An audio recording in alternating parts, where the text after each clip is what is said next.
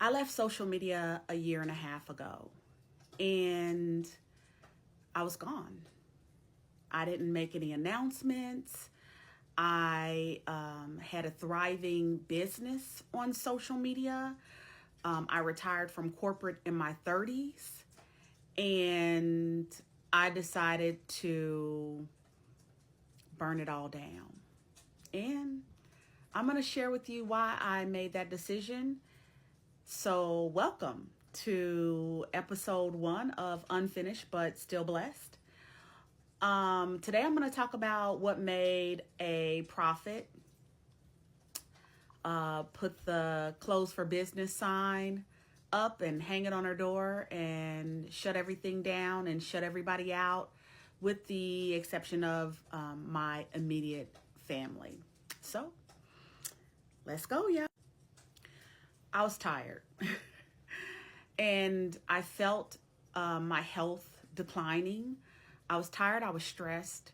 I was taking on a lot of things and a lot of people because that's my heart. And a lot of people are like me, and you have really big hearts, and you have really big results. You've achieved really big results in your life. I have helped Fortune 500 and Fortune 1000 organizations generate multi-millions and billions of dollars. And I have just about all the degrees and certifications to prove it, and receipts to back up the amount of money that I've helped small business owners make. But I was tired. I was tired of pushing people up a hill while they were pooting in my face. And as a prophet of God, that was integrated into my business. And that meant that oftentimes I was hired as a COO. I was hired to help people who call themselves CEOs on social media. And I say call themselves because, if you don't know, people can just literally have never led employees before, have never been responsible or held accountable for employees, but can literally just wake up one day and decide, I'm going to be a CEO. And I don't necessarily just fully blame that on them. I blame it on the marketplace. I mean, that's the way things have been for a lot of years. And a lot of people have lost a lot of money behind that. And so, I am the person that you bring into a business when a business is failing.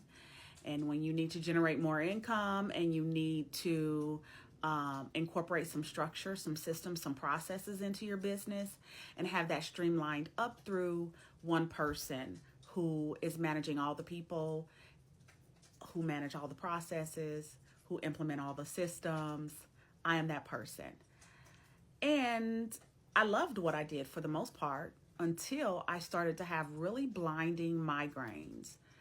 And I realized that I was out of alignment. And I realized that because I was taking on clients who, although their businesses had made money, they were not ready for someone of my caliber coming from corporate America. Corporate is very structured, and corporate has a lot of really amazing systems. And oftentimes when we leave corporate, we don't really appreciate that until we look back and go, wow, we want to go back. It's crazy out here, y'all. It's crazy out in these social media streets. And if you're an entrepreneur, you probably already know that.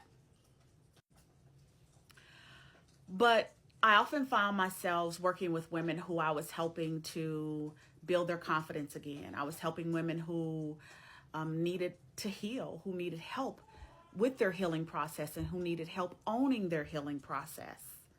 And I was helping women who were kind of, 5 miles from empty, and they had run through a lot of money trying to build their businesses.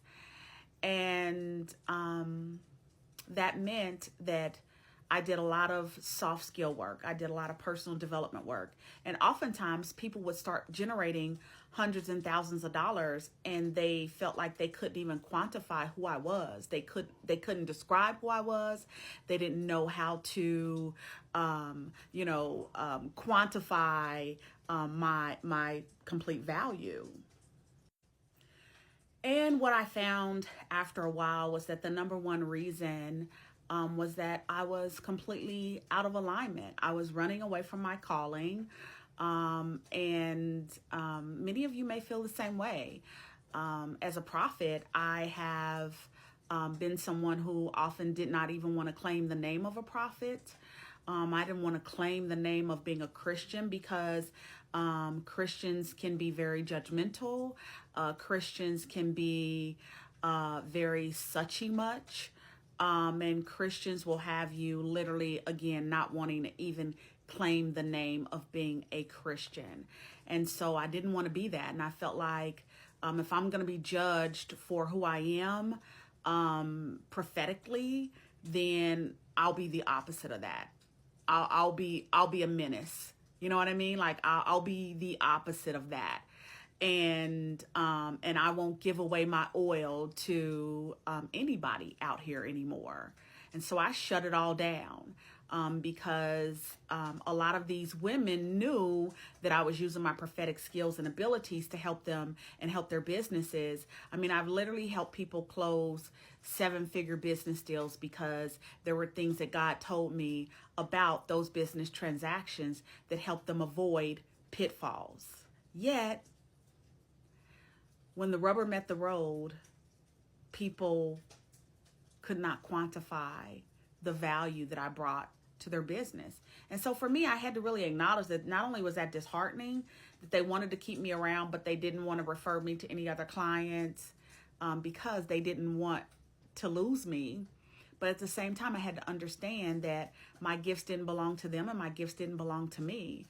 And as a result of that, I just shut everything down for 1.5 years because I knew that me being a COO of other people's business and a CEO of my business was not exactly what it was that I was called to do. I was using the gift, right? But I was using the gift under the guise of an indirect calling. And I will tell you that, you know, just like Jonah, God will absolutely push you out. He will snuff you out.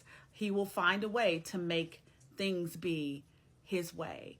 And so as I share my journey and as I share more prophetic words with you all in the future, again, this is not a place of religion. This is not a place to be overly religious. I will shut that down immediately. I will block you. I will block everything. This is a place where people can feel safe and open to explore. And this is a place where people who are unfinished but still blessed can gather and talk about the things that are keeping them from growing in their own purpose, from growing even more intentionally, and from being even closer on their walk with God. I hope that you can appreciate that. So after this, I'm going to hop right in and I'm going to do episode 2, and I'm just going to get right into it because one of the things that I need you all to understand is the hardest thing for a prophet is that oftentimes the closest people to a prophet treat them uncommon. That means our family, that means our friends, and I don't just mean our friends, right? I mean the people who are literally closest to us, the people that we're married to, you know, our children, they are the people who treat us most uncommon. When people will pay hundreds of thousands of dollars to have someone on their team who can literally see the future, who literally get firsthand warnings from God to help them avoid very tragic things that could happen in their life and in their business. Yet we are often surrounded by people who could care less and who shrug off the warnings that we give them because we're a member of their family. So I'm going to hop right into this and share with you all how I'm unfinished but still blessed, but also why I decided to chuck the deuces as one of God's prophets.